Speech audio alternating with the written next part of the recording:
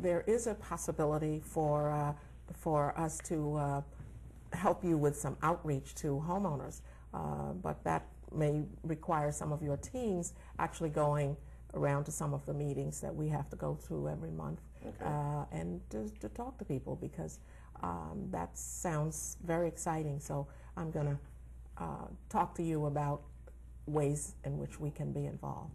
Now let me just ask this young lady, LaShonda Moore. Yes. How are you? I'm fine. LaShonda, what brought you to this program?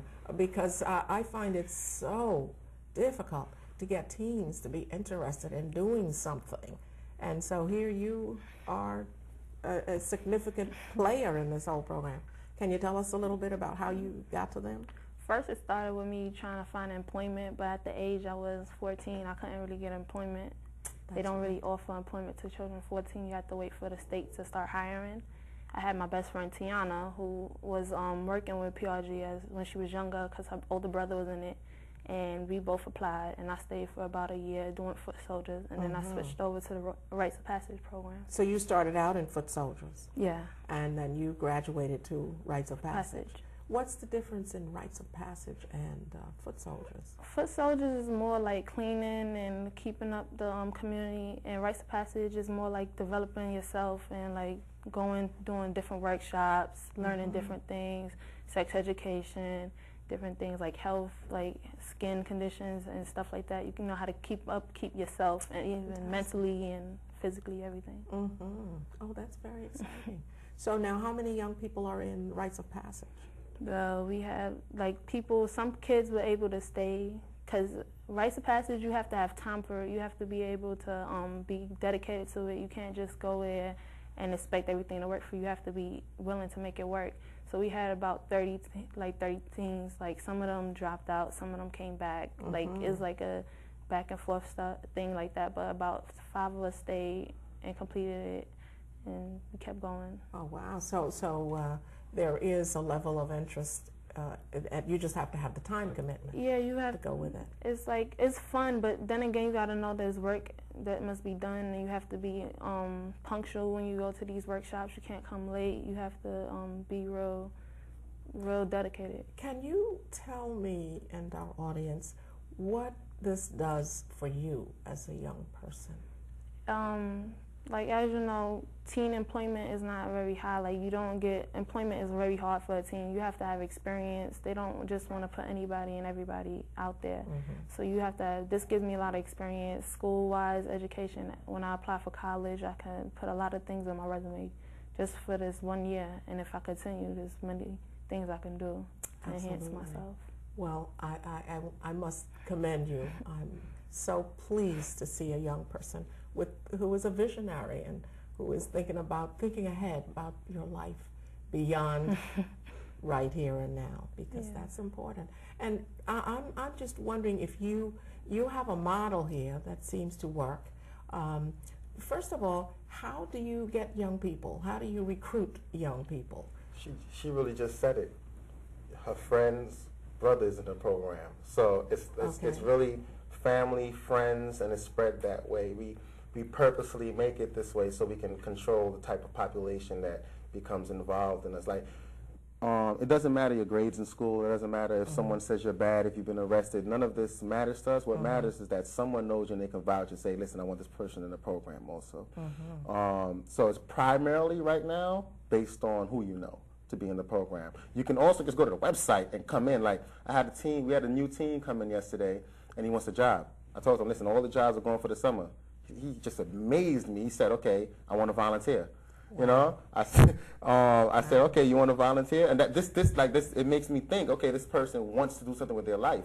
Sure. Okay, you want to volunteer? When do you want to start? He's like, I want to start now. He said, and his next words were like, how can I help? What can I help you with right now? Wow. And that was amazing, and that made me say, okay, this young. So now at the end of summer, when we have new jobs open, he volunteered. He's like first in. You know, and he didn't have actually he even came by, another one of my students brought him. So like I said, it's always someone bringing someone. Yes. Or you don't have to know someone. You can go on our website and sign up. It's just more challenging for you to get involved because we're going to always pick the people that are volunteering. So what people should do to get involved is just come and say, how can I volunteer? How can I help?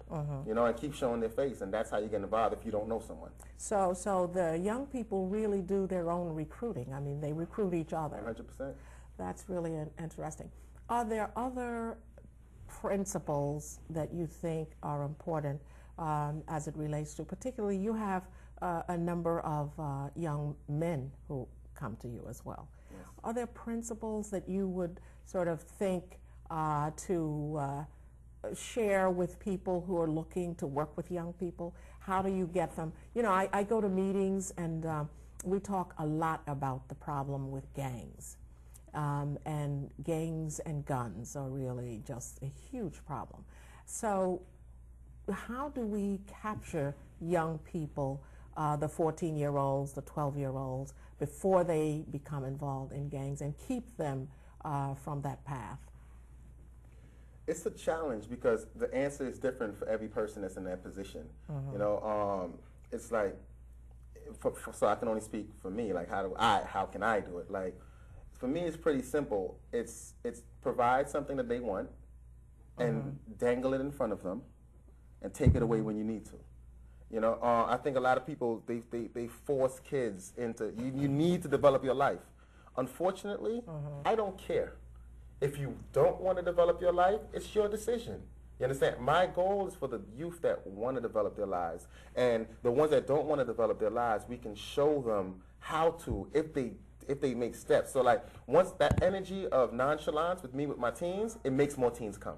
You understand? Like a lot of people care, like, I love it. They do so much that the teens just, they don't value. You don't value anything that's easily accessible. So we put a little distance in how someone can get involved and how we can attract the youth to be involved. So that's what works for us. So you give them the responsibility, but at the same time you let them know that there are expectations that you have of them, but that you trust them to make their own decisions to some extent. Yeah, that's a nicer way of putting it. Well, I hope that's what you're saying. That's exactly what I'm saying. Okay. Yes. And so you don't really have to go out there and send out fancy brochures and we don't have any fancy brochures. Beg young people to come. No. They will come, and you also reward them. Exactly. We have a lot of incentives. Actually, in our Rites of Passage program, we had a couple incentives going on. One was if your GPA raised 10 points, you receive $200 at the end of the program. Fantastic. If the student with the most hours will get $500 at the end of the program.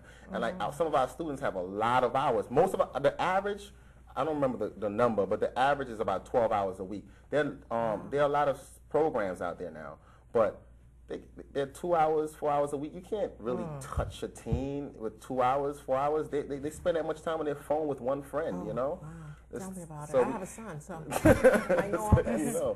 You know, any teen involved in our program is doing at least, at minimum, 12 hours a week with us. And some are doing a good 25, 30. Wow. And much of it volunteering. Majority of it is volunteering, and what we do as you do with a loved one, we look for a way so we can put money in their pockets. We look for a way so they can be involved. We look for a way where we could put them in front of people, like LaShonda was able. We have Community Pride Day coming up August 22nd this year. It's going to be at Devon King Park. And Tell us about that. We have Community Pride Days. This is our 6th annual. We've been doing it at Devon King and Halsey or Saratoga Square Park. I don't know what's the right name. Over the last 6 years. And it's grown. First time it was at Halsey Park, it was 250. Last year we had 2,500 people there. This year, AIG, the insurance company, brought on, and they're now a name sponsor for the event. They're covering everything. But here's the trick: we have to pitch it to them. LaShonda was part of the team that is got that right? Yes. You actually went to the headquarters of AIG worldwide. Wow, to speak to the big money people. Yeah. Fantastic. And so, what was the response? Immediately they accepted the partnership and offered. the money. So they're partnering with you for Community Pride Day. They're giving us the funds we need to put on the entire event. 75 of the employees to work the event, and any support we need, marketing, PR, in order to put on the event. So that's big to us. And the New York Knicks is partnering with us. So like John Starks is going to be there this year. Fantastic. It's going to be a crazy event. Fantastic.